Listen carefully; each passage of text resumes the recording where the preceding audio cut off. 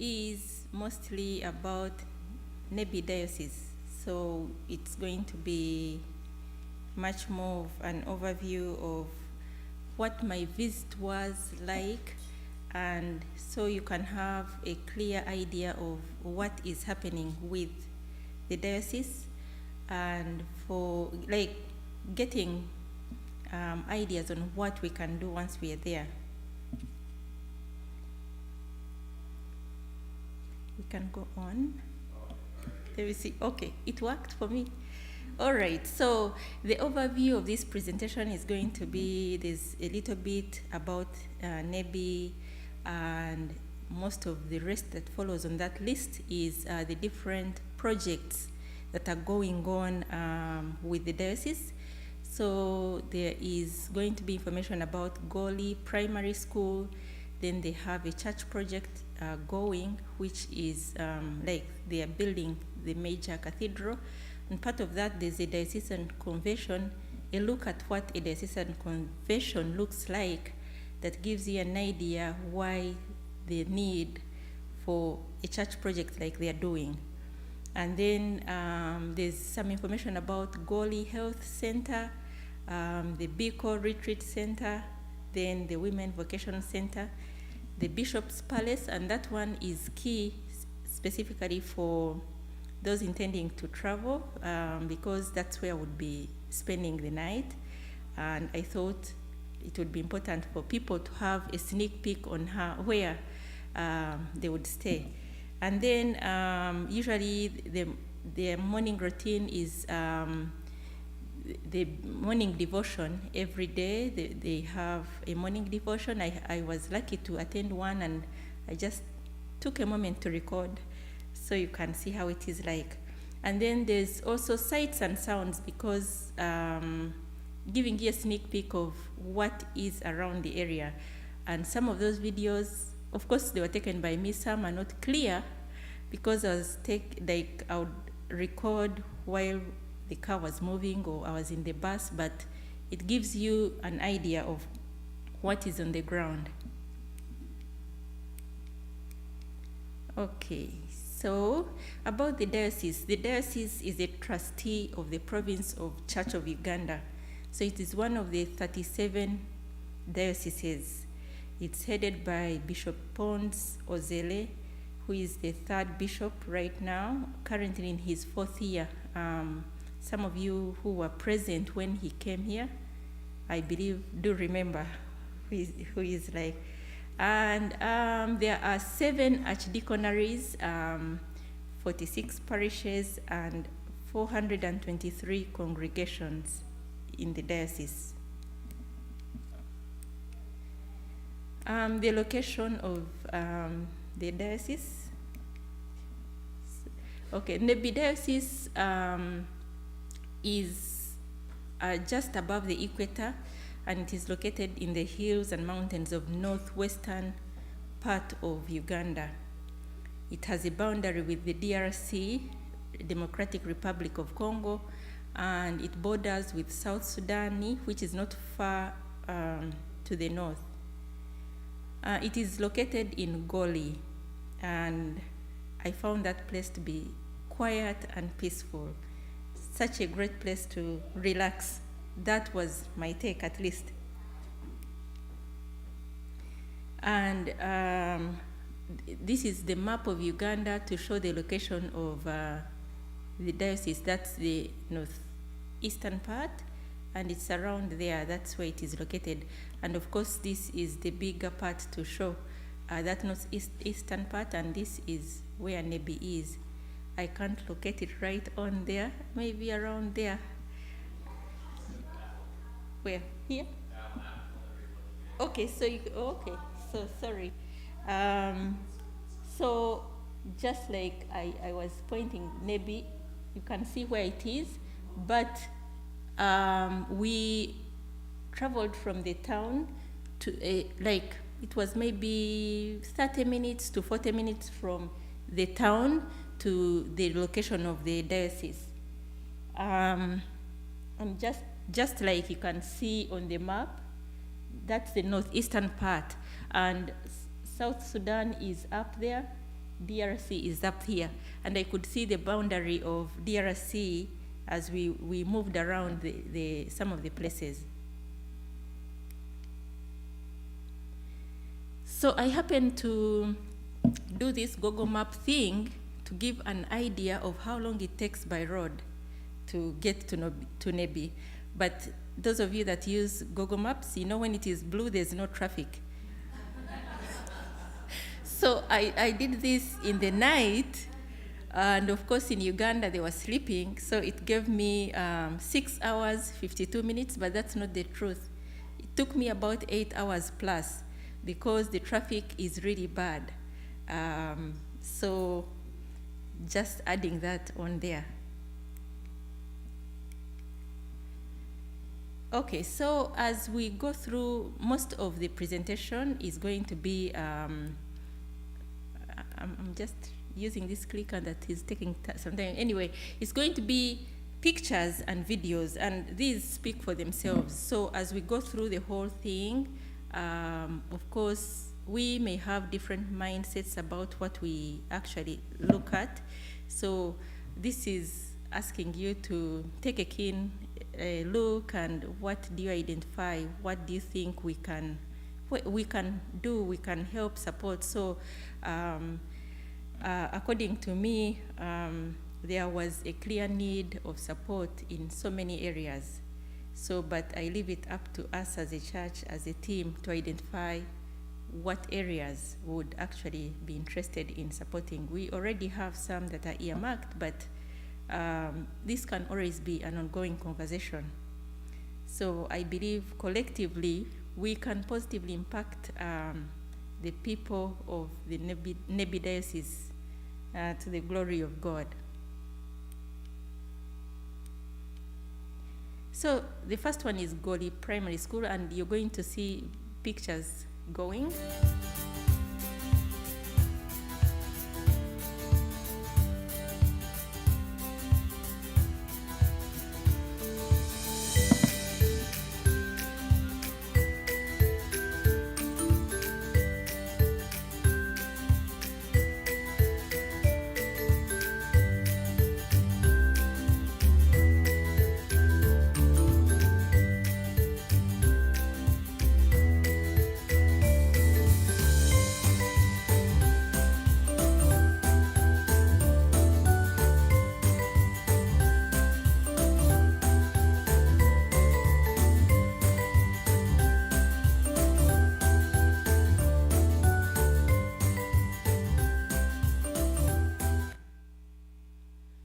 Yes, so that's roughly the pictures around the primary school, and you could see the buildings and the classrooms, and these were taken by myself, so I was right there. So lots of observations from those pictures, even if it was quick.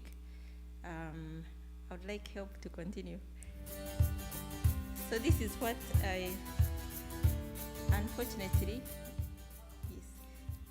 sorry. Yeah, can you help me click on the next? That's what I was talking about with the clicker. It will repeat itself. So, and this is what is going to continue with all the rest of the videos. So I have a little explanation after I show whatever the pictures or the video. So key observations from the primary school: these young children were very respectful, very happy and vibrant, and I noticed that there was higher enrollment in lower primary schools versus upper primary school. So what I was told was, there are so many kids that enroll, but they drop out as they go up. So the higher primary schools were not as crowded, and the kids fit well in the classes. But the lower primary schools, the classrooms were really overcrowded. Some of them, just like you saw, no desks, they were seated down on the floor. Others seated, like half the class have desks and half are down on the floor. And it would be like a ratio of 1 to 250, 350 for some of the classes. So Yeah, that's what I can say. Those were my observations. There's a, pardon? Yeah, well, it is cemented, but in a poor state because some of it cement is worn out and it's just dust. That's that, and some of them actually that cement was not there. Yeah, so it's dust, and the kids are seated right down on the floor. Yeah. So this next one is the church project.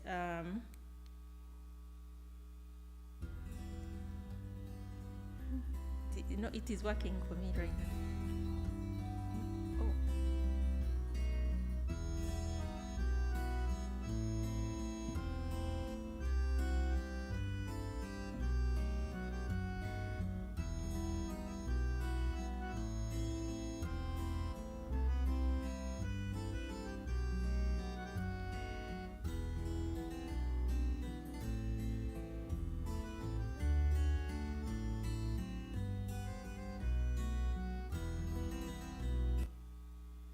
So that's the church project, and let's go on with this. And this is a little peek at a diocesan convention.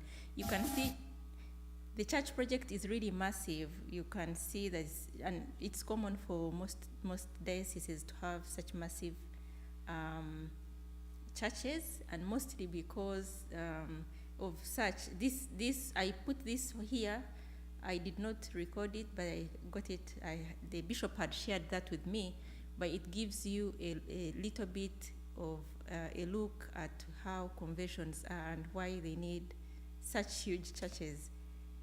So this was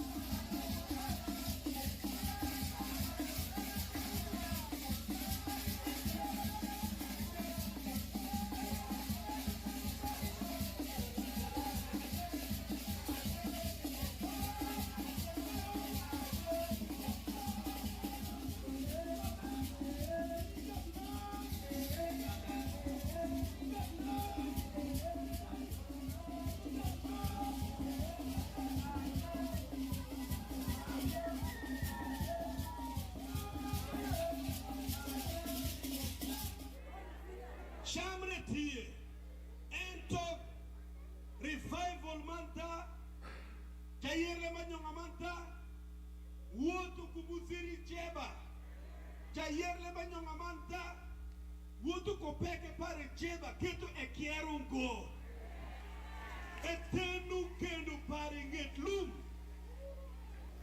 kai binu ikier anta, ento kai binu mikierungo. Angay ruot Mungu big boki. Ruot Mungu big boki. Ruot Mungu kuok tano pare. Kulebe ma eni and Right Reverend Ozela Widu Pons awatu shokiri. Shokiri mi oruma eni lufario kupira ya beach yalala archdiconary doge ya breeding Mungu ma wegu wot man tipu maleng. Bas ugoira mezik ukel raja Jayer lembe mira shem. Ogoi mezik tudangukele ke tukudwa nyot sawa. Aimalo. Ugen dano aimalo. Yosulara. Kaya wan manyotira. Yosulara. An manyotira. Yosukara.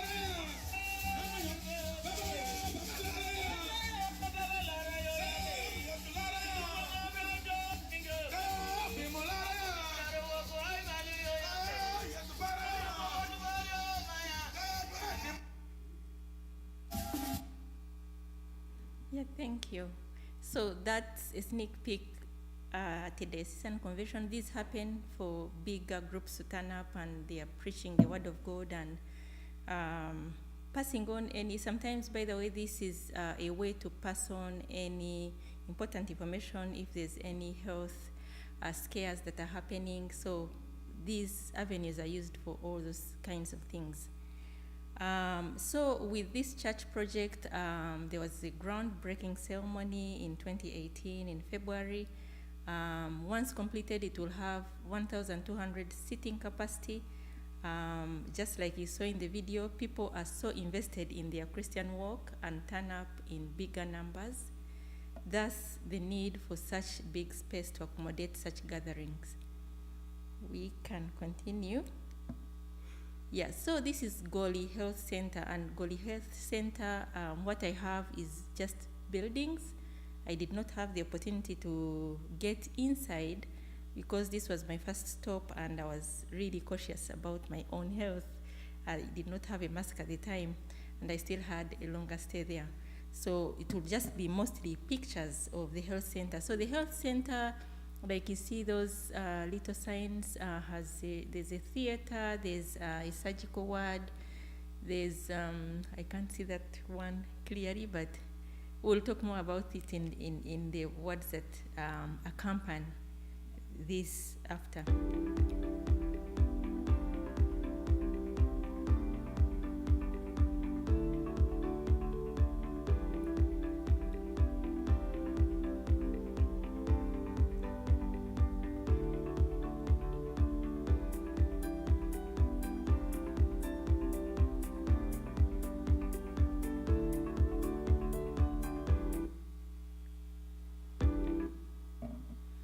So the key observations about the health center, I met with the hospital administrator. This health center is a private, not-for-profit unit under the Uganda Protestant Medical Bureau. It ranks next to a hospital, meaning that it should be providing services that a hospital should be able to provide. But it does not provide specialized services due to lack of equipment. It was understaffed due to lack of funding. It has one ward for everything. Like they told us, every group of anyone sick meet in one, they're just all bundled up in one ward. And there's no isolation ward. That was the part that made me feel like, oh, I'm not going in. Especially because I still had a lot to do. And then, because it is located at the border with Congo, that attracts so many people to come get service from this health center. And there's poor water supply system, and there's a non-existent IT system. Like it has to be by word of mouth or paper that goes from one point to another if you're going through whatever the services for the billing person to be able to tell. It's nothing like you enter data and then someone picks it up, or even history of medical information, that's non-existent too. Yeah, that's what I can say, because of course also my background is in education, so I did not really have so much to dig into this, because sometimes when it is your area of expertise, you have lots of leading questions, but those that come along with me will have more to report back. Yeah. Okay, so this next one is Biko. Biko is the retreat center. For me, that one would be a place to go and relax, pray, speak to God, get closer to God. I found this to be so interesting, and I did not reach, it has 10 prayer points. I didn't reach everywhere because I was not prepared. At first, when I heard about it and when I saw the short videos, I thought it was something that I would walk through just hassle-free in like less than an hour. But some of the places really needed, like high up, it was like a hike, and I never reached that far. So, but I'll give you bits and pieces in this short video.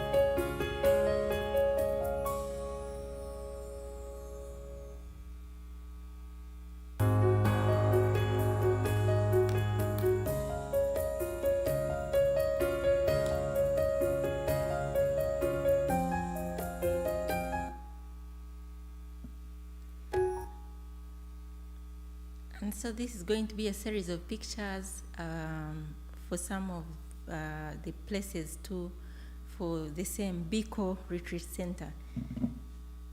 And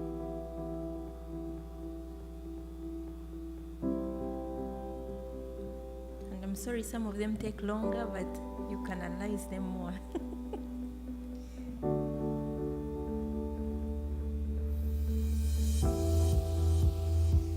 That is prayer point number 7, I think. There are numbers on the prayer points. On that inside, there was someone praying. And that gentleman that you see there, he did a great job, took me all over. He is a reverend and a personal assistant to the bishop. He was my tour guide. And that's prayer point number 8. And this was the dining area.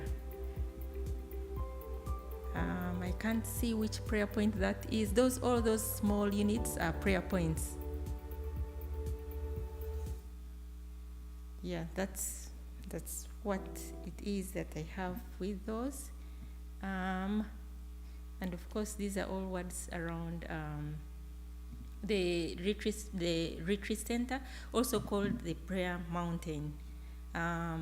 It hosts one of the smallest church in the world, and that smallest church only 3 people can fit in, a pastor and 2 people. I actually took pictures in that. I love pictures, but I did not want to flood this with me. I'm everywhere in most of these places. Yeah, so people come from different parts of Uganda and beyond, and as individuals, groups, and take some dedicated time to pray and fast to God in this place. And just like I mentioned earlier, there are 10 prayer points. And I think, if I remember very well, prayer point number 1 is high at the mountain, and you have to hike to get there. Maybe I'll try. I'm not a fan of hiking, but I was able to zoom in through the, like, you see, it is all so much for almost forested. Like, I had to zoom in. They showed me where it was, and I zoomed in and I was able to get it on a picture. Though it passed, I didn't show you that particular one, but I could get the cross for that prayer point number 1. And so all different Christian denominations are welcome for retreats and conferences and meditation in this center. And on average, 500 people visit the center every month. And this center was built with the support of Korean missionary friends to the diocese. Yeah, and there was one story that I was told that stuck with me. I was told that when they were building that, God showed that main lead missionary a spot. There was no water in the area. And so God directed them to a certain place to go dig a well. They would dig the well. When they died, and I'm not going to read, I don't want to say that I remember exact aspects of this. We will, when we go, we can get the exact story. But the water in that spot came in the morning and would disappear in the evening. And once they were done building, that water never came back. So that stuck with me, and I'm like, how can this be? And if it is not God, because it was like they were directed to the spot, and it would, in the morning as people start working, the water would come out after even they had dug that well. Yeah, I thought that was very interesting. So then they also have the Women Vocational Center. And this, anyway, let me not talk, let's just watch and then I'll talk after.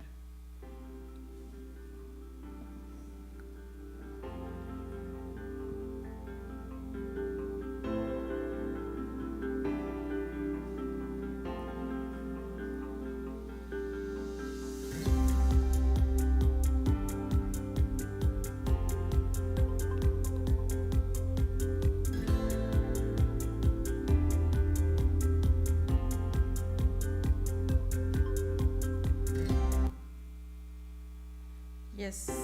So those were pictures around the Women Vocational Center, which is also called the Skilling Center. It started in 2005 by Mrs. Orombi, and Mrs. Orombi was the wife to the first bishop of the diocese, who later became an Archbishop of Uganda too.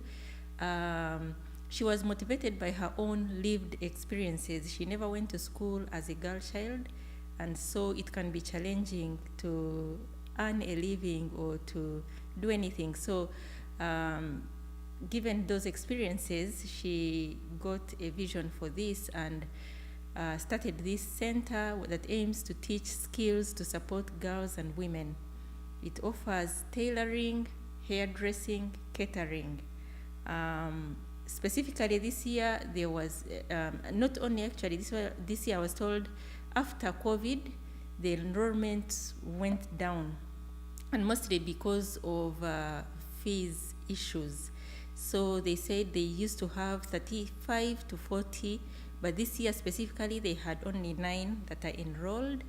And I also added the costs. Of course, when it mentioned, I wanted to know how much it was, and they have both boarding and day, and boarding meaning that you can stay at the premises, and so it costs $90 a year and costs $80 a year for a day, someone who lives in their own place and comes for the training.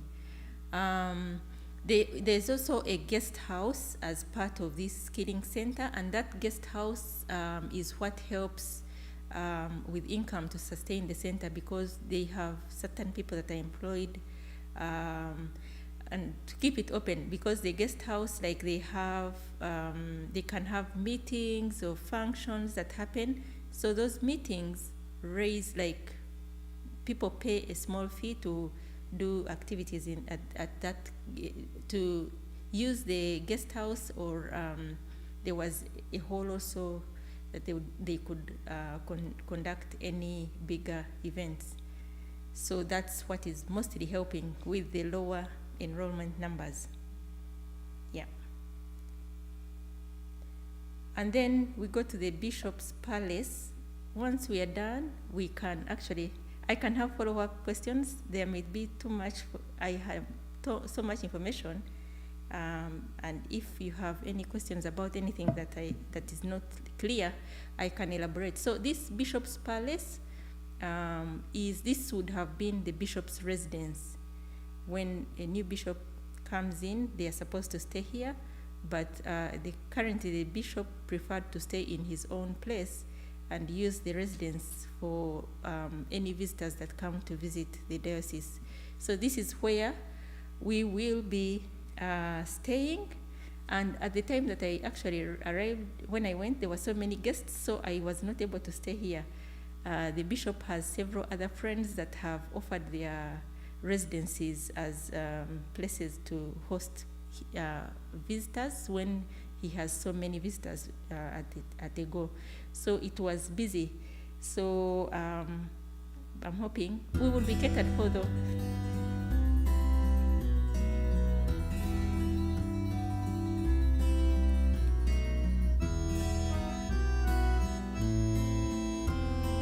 So this side is the bedrooms. Okay. The bedrooms. Gift. Can I open? This is a sample of the bedroom. Yeah. Mosquito bed.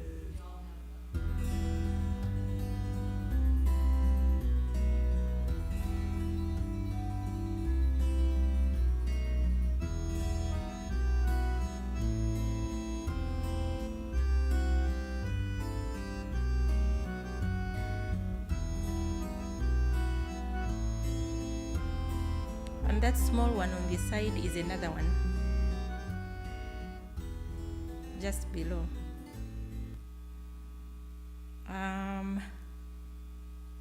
So, and this is the morning devotion.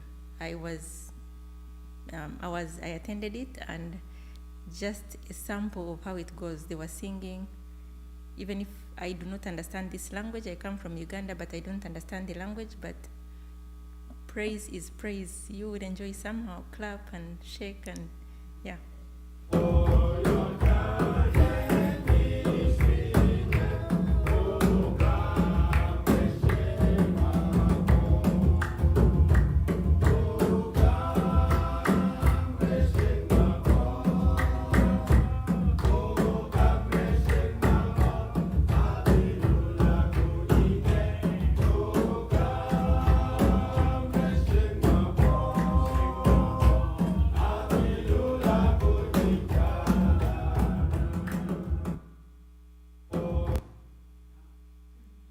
And then these are sights and sounds of the area.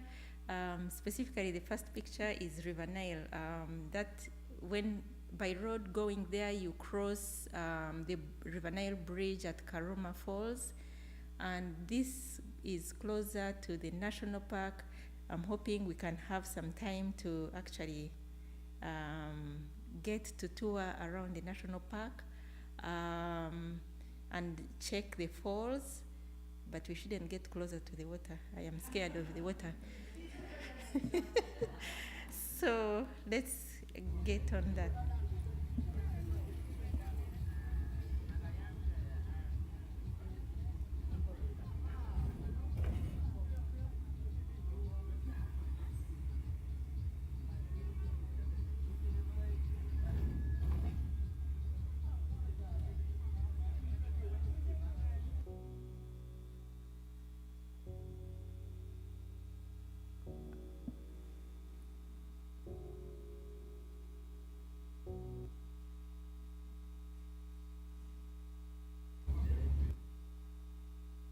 And more sights and sounds, and here you will see different parts of the country have some architectural pieces that are really like stand out in their in those areas. Now these, you see these little cute huts in this region, they are common.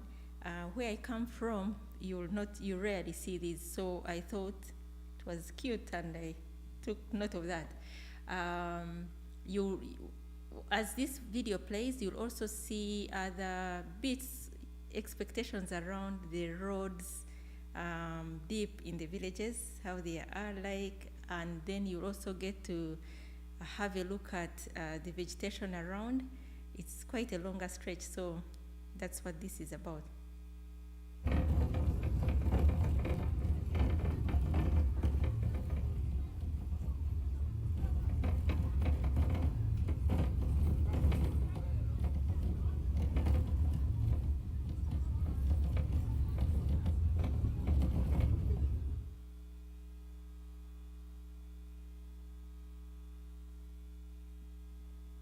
There's more coming.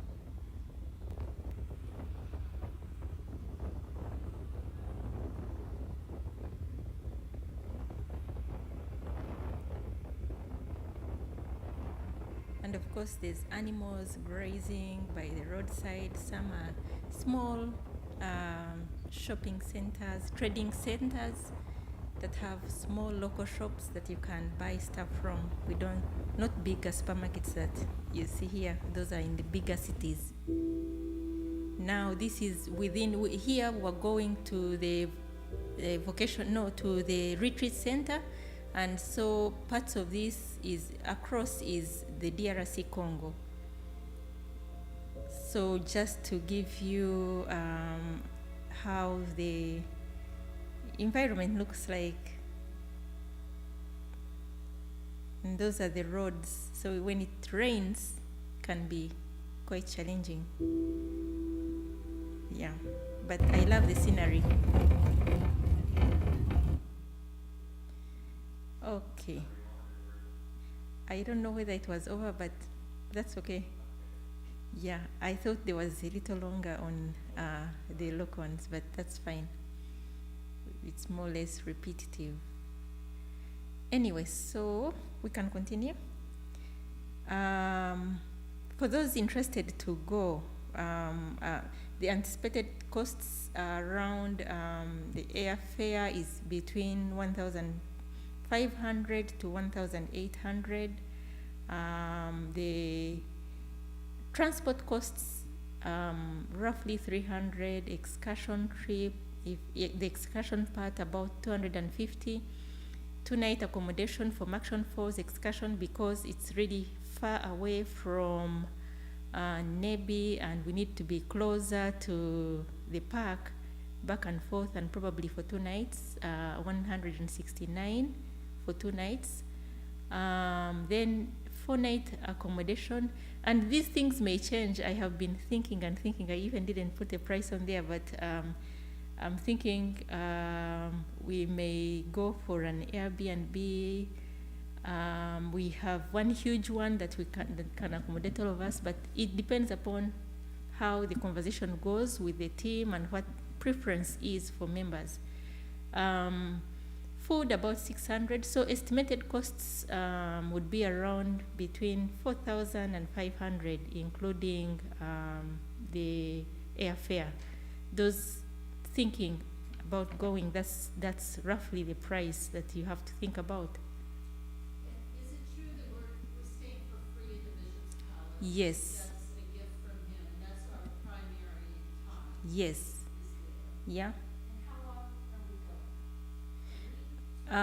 going? It's about 2 weeks, I would say, but we are a week up at the beach in Nebi, a full week, and then on our way out back to Kampala, we stop 2 days for excursion, and these are all, we can always change according to people's preference, but that's what I thought. Then I would love that we also visit the source of the Nile. That's Lake Victoria while in Kampala, and then probably the night before we leave, we could also attend, there is Ndere Troop in Kampala, and they showcase different traditional dances and cultures, and well, this is part of relaxation, work without play. Yeah, so, but those, we can continue to talk as with those interested and refine the whole plan further. And I know I have spoken to a number of people. There's something about accommodation in Kampala. There's a friend, that's why I was saying the Airbnb has a great big house that I thought would accommodate all of us. And I'm thinking about 10 people. So if we have that, and it is bed and breakfast, we arrive at that, and then when we come back, even before we leave, we are still using the same place. So I tried to use Google to search to give you an idea of this is supporting the airfare. That's what came up. But when I do my when I search for my tickets, I will sit in one sitting and search everywhere until I get what I need. Because when I search the next day, the tickets go up on me. So I have to be ready and do the search and settle with what I want. But that was just an idea supporting the previous screen of the costs for the airfare. Okay, we can continue. Preparing for the trip, it is important to get to learn more about Uganda and the culture. There are so many tribes and the cultures vary across the different places, but just your own personal knowledge and having some ideas about what it is. And I can clarify on anything that you find that is scary or questionable or exciting. We can talk. And then key important thing for those interested in going, there's need for vaccines. There's the yellow fever one, typhoid, and malarials. And typhoid because you cannot use you can't trust any tap water. Just like, here you will take water from the tap, you brush with that water. Even with washing fruits, I would use boiled water. So, but sometimes you can't be 100% sure. It's important to have that typhoid vaccine. I have had all these, I'm up to date. The only thing I always do is the antimalarials. Those ones, I have to reach out each time I travel, and I start them 2 weeks before. And I like to take the 1 tab a week, which is, sometimes they want to give you one every day, and I found that is so inconveniencing for me. If I'm up and about, I may forget it. So one tab a week is what I like, and I have found providers wanting to push for the 1 a day, which I also push back usually, and I get the one I want, the 1 a week. So it is very convenient. So normally I start it 2 weeks before travel, and I stopped taking it 2 weeks after travel. Yeah, but I've always not had any issues around any of these things, because I've only had challenges when I traveled with my kids, because of course kids are kids. They will be all over the place, and so I have had tummy upset with them, just because kids will always be kids. But personally, because I know my way around these things, which we can go through as we refine, we get closer, I can give you all the tips and that I always use as a person. Thank you. Yes. For yellow fever, because I've done the yellow fever vaccine, Yeah. do it early. Yeah. It's very similar to like the COVID vaccine, it does have a reactive capacity to it, where it takes a couple weeks to go. Mm-hmm. And you have to work, you cannot get it locally as an order. Just be aware, yellow fever, doctors do not like to give it to you if you're over a certain age, like maybe 60, you check with them, they don't give it to you then. Okay. And the other thing, having been through that part of the world, you should get hepatitis A, B, and B, both of them in case you need blood transfusions.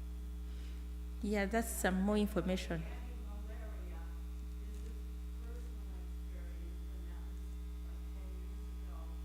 We took it daily. The one couple in our group that took it weekly, they got sick. The rest of us didn't, and I don't know if it was that once a week pill, we weren't sure. But just be aware of those things. Well, that's a new one. I have never gotten sick, but also I also use, like, if I intentionally make sure that if I'm going to be out late in the evening, I have long sleeved. I'm not going to be putting on short sleeves, but also I have the mosquito repellent that I always apply. So there's lots of extras, because I know what malaria is. I have had it several times, so I would not want it on a trip. Yeah. I think that's about it. That's the end. Just wanting to showcase the food, of course. That's the bishop in the office. Yeah. That's it. Thank you so much for coming to listen.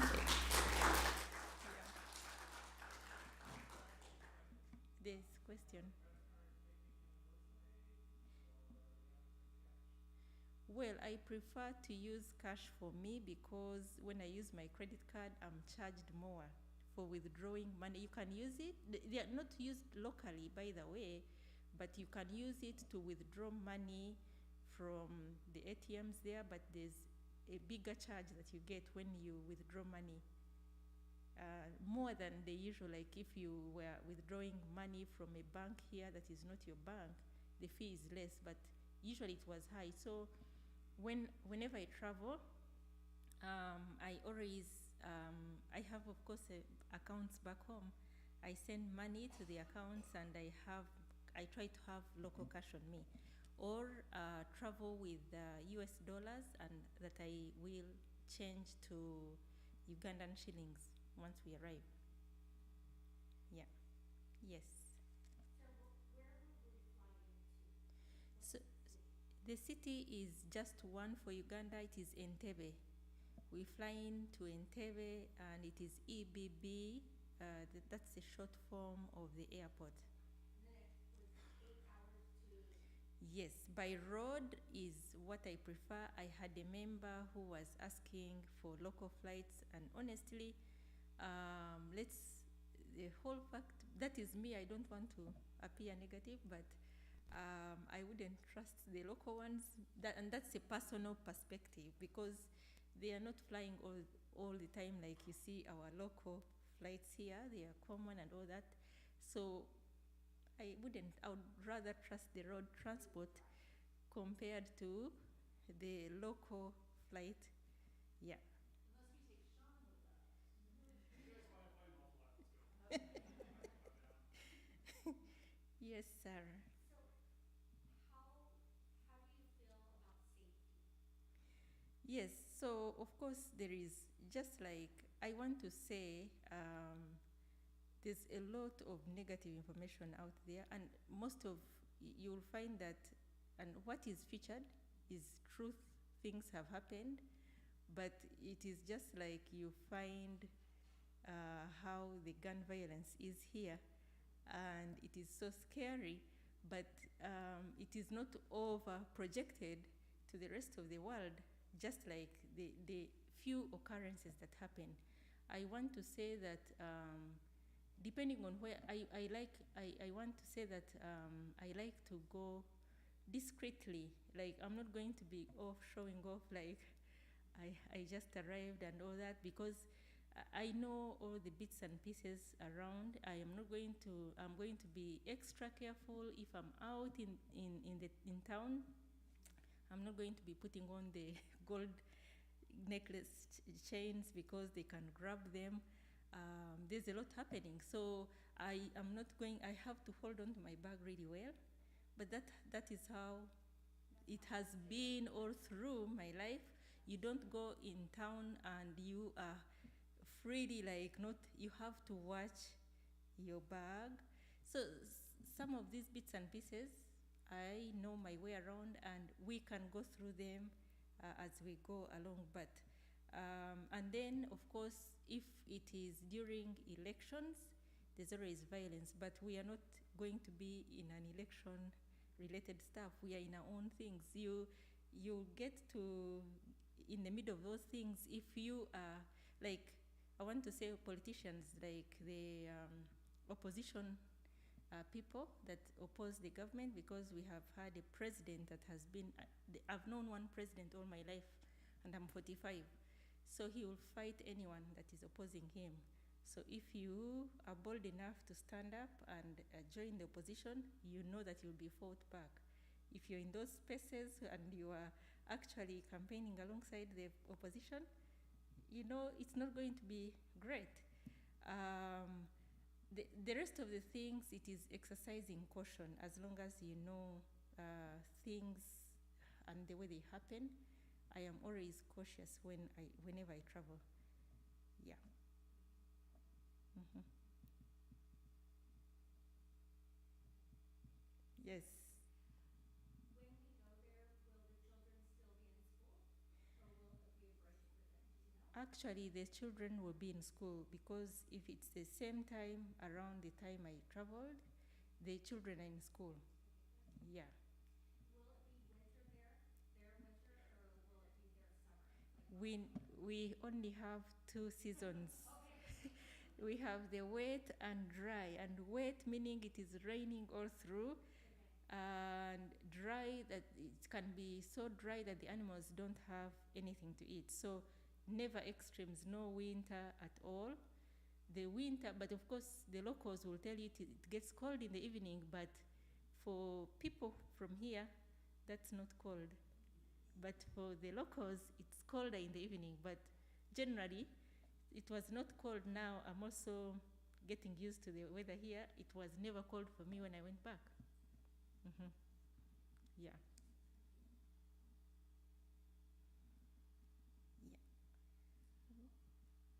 So we saw the pictures of the cathedral church being built.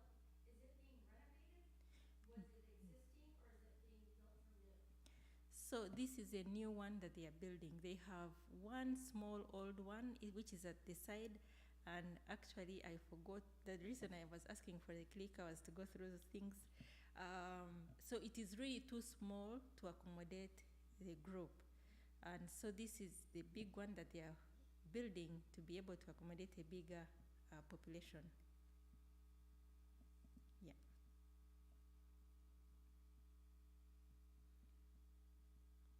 I'm open for any more questions anytime.